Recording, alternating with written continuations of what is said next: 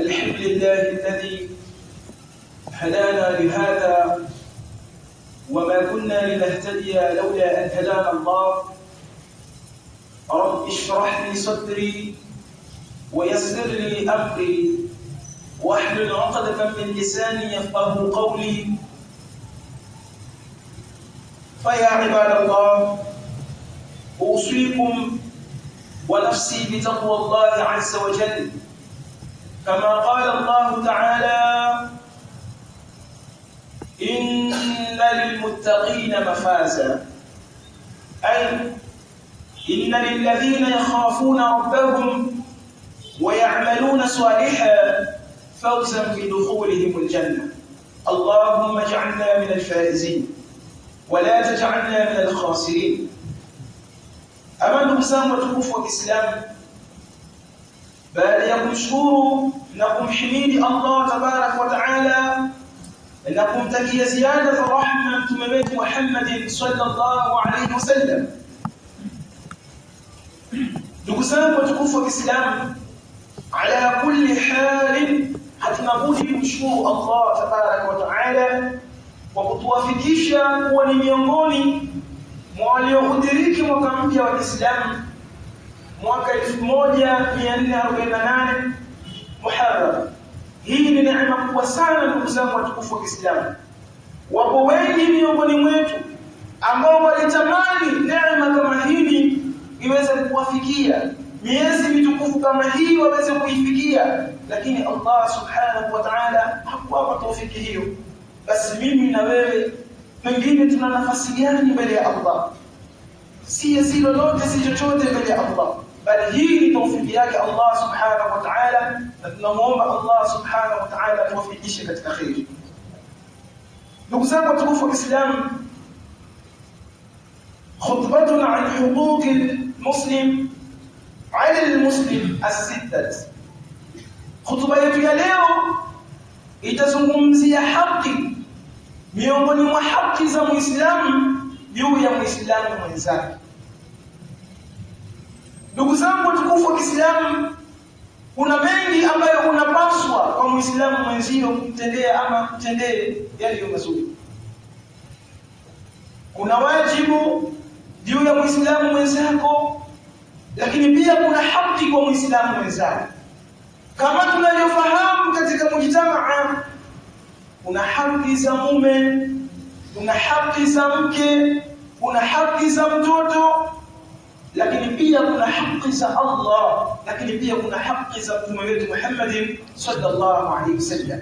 Bas hal kadhalika ndugu zangu watukufu wa Kiislamu, pia kuna haki za Muislamu juu ya Muislamu mwenzake.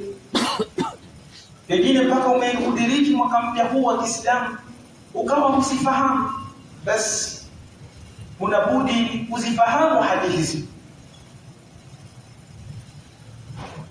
Ndugu zangu watukufu wa Kiislamu, hutuba yetu tutaijenga ama tutaiegemeza katika aya, katika maneno ya Allah subhanahu wa ta'ala ambayo yanapatikana katika suratul Hujurat aya ya 10, baada a'udhu billahi minash shaitani rajim, إنما المؤمنون إخوة فأصلحوا بين أخويكم واتقوا الله لعلكم ترحمون. Ndugu zangu watukufu wa Kiislamu, aya hii ndiyo itakuwa msingi wa hotuba yetu ya leo, katika kuzieleza ama katika kuonyesha kwa nini basi una haki, kwa nini basi una haki kwa wewe Muislamu juu ya Muislamu mwenzako. Msingi wetu tunaojengea katika aya hii, Allah subhanahu wa ta'ala anasema katika sura hii, sura al-Hujurat, innamal mu'minuna ikhwatun, hakika hapana vingine, waumini ni ndugu. Kwanza unapaswa kufahamu ndugu, waumini wote ni ndugu. Hiyo moja. Fa aslihu, kisha Allah subhanahu wa ta'ala anaendelea kusema fa aslihu baina akhawaykum wattaqullaha la'allakum turhamun. Basi patanisheni baina ya ndugu zenu na mcheni Allah ili mpate kurehemewa, ili mrehemewe. Ndugu zangu watukufu wa Kiislamu, leo katika mujtamaa wa Kiislamu mapenzi yameondoka, yametoweka, huruma baina yetu imetoweka, kusaidiana baina yetu kumeondoka. Kule kusaidiana kwa ajili ya Allah, kusaidiana kwa kufuata misingi ya Allah aliyoiweka, mapenzi baina yetu kwa kufuata taratibu alizoziweka Allah subhanahu wa ta'ala, lakini pia huruma baina yetu zimetoweka. Sasa kila mmoja afahamu kwamba waumini wote ni ndugu, na haya ni maneno ya Allah subhanahu wa ta'ala ndani ya Qur'an. Kwa hiyo kwanza udugu huu ufahamike, kwa sababu haki haziwezi kuja juu ya ndugu yako Muislamu mpaka ufahamu asli kwamba kwa nini basi nawajibika kuwa na haki fulani juu ya Muislamu mwenzangu, mpaka ufahamu kwamba kumbe kuna udugu ambao Allah subhanahu wa ta'ala amekushaueleza ndani ya Qur'an. Ndugu Waislamu, udugu huu wa Kiislamu una haki na wajibu, lakini pia miongoni mwa haki alizozieleza mtume wetu Muhammad sallallahu alaihi wasallam ni katika ile hadithi ambayo imepokelewa na Abi Hurairah, yani Abdurrahman ibn Sakhr ad-Dawsi, rawahu Muslim. Katika hadithi hii mtume Muhammad sallallahu alaihi wasallam anawaeleza maswahaba zake kutokana na haki ambazo zinakupasa tenda juu ya Muislamu mzima. عن أبي هريرة رضي الله عنه قال رسول الله صلى الله عليه وسلم حق المسلم على المسلم 6. قيل ما هن يا رسول الله؟ قال إذا لقيته فسلم عليه الأول، وإذا دعاك فأجبه، وإذا استنصحك فانصح له، وإذا عطس فحمد الله فشمته، وإذا مرض فاعده، وإذا مات فاتبعه. Ndugu zangu watukufu wa Kiislamu, hizi ni haki 6 ambazo amezieleza Mtume Muhammad sallallahu alaihi wasallam. Basi bila shaka kuwa tayari kuzisikia haki hizi ambazo ni muhimu sana kwako wewe Muislamu uzifahamu, usije ukaishi kimazoea ukawa unafanya makosa pasi na kutambua. Haki ya kwanza ambayo Mtume Muhammad sallallahu alaihi wasallam pale aliposema haqqul muslim ala almuslim 6, haki ya Muislamu juu ya Muislamu mwenzake ni 6.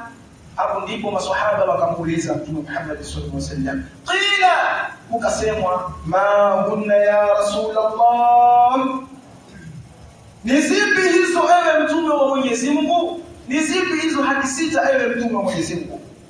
Basi akasema Mtume Muhammad sallallahu alaihi wasallam, idha laqitahu fasallim alayhi, kwanza ukikutana naye msalimie. Hiyo ni haki ya kwanza kabisa. Ukikutana na Muislamu mwenzio fasallim alayhi, msalimie. Hiyo ni haki.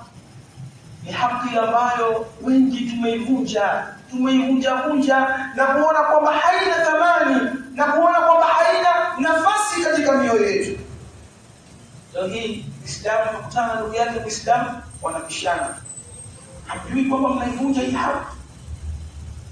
Ndugu zangu watukufu wa Kiislamu, hizi haki hizi 6 lau tutazitekeleza ukweli wa kuzitekeleza, zitaleta mapenzi baina yetu, zitaleta huruma baina yetu, na zitaleta hali ya kusaidiana baina yetu. Ndio Mtume Muhammad sallallahu alaihi wasallam anatufundisha kwamba idha laqitahu fasallim alayhi, ukikutana naye msalimie. Huu ni msingi mkubwa sana wa kujenga mapenzi, huruma na kusaidiana baina yetu. Na hili ni kwa ushahidi, ad-dalilu kupitia hadithi ya Mtume, lakini pia kupitia maneno ya Allah subhanahu wa ta'ala. Katika hadithi ambayo rawahu Muslim, anasimulia Mtume Muhammad sallallahu alaihi wasallam anasema, la tadkhuluna aljannata, hamtoweza kuingia peponi, hamtoweza kuingia peponi hatta tu'minu, mpaka muamini, wala tu'minu, na wala hamtoweza kuamini hatta tahabbu, mpaka mpendane. Hili umeziona namna maneno yanavyofuatana kwa taratibu. Hamtoweza kuingia peponi hatta tu'minu, mpaka kwanza muwe na kuamini kalimatu tauhid, la ilaha illa Allah Muhammadur Rasulullah, na mkaishi kwa mienendo anayoitaka Allah, na mkaishi kwa taratibu alizokuja nazo Mtume wetu Muhammad sallallahu alaihi wasallam. Hivyo la tadkhuluna aljannata, hamtoweza kuingia peponi hatta tu'minu, mpaka muamini. Kwanza muamini, mshuhudie kwamba hapana mola pasipoabudiwa kwa haki isipokuwa Allah, Muhammad ni mja wake na ni mtume wake, kisha mkamfuata Allah, kisha mkamfuata na Mtume Muhammad sallallahu alaihi wasallam. Kwa hivyo mimi na nyinyi hatutaweza kuingia peponi mpaka tuamini kwanza. Wala tu'minu, na wala hamtaweza kuamini hatta tahabbu, mpaka mpendane. Ili muamini sasa maneno ya Allah na mkayafuata, ili muyaamini maneno ya Mtume, aqwali, af'al, vitendo na maneno, mpaka kwanza muamini. Lakini hamtaweza kuyaamini mpaka mpendane, hatta tahabbu, mpaka mpendane. Kisha akasema Mtume Muhammad sallallahu alaihi wasallam, awala adullukum ala shay'in, hivi je sikufahamisheni jambo, hivi je sikutanabahisheni jambo, idha fa'altumuhu tahabbtum, mtakapolifanya jambo hilo mtapendana. Kisha akasema Mtume Muhammad sallallahu alaihi wasallam, afshu salamu bainakum.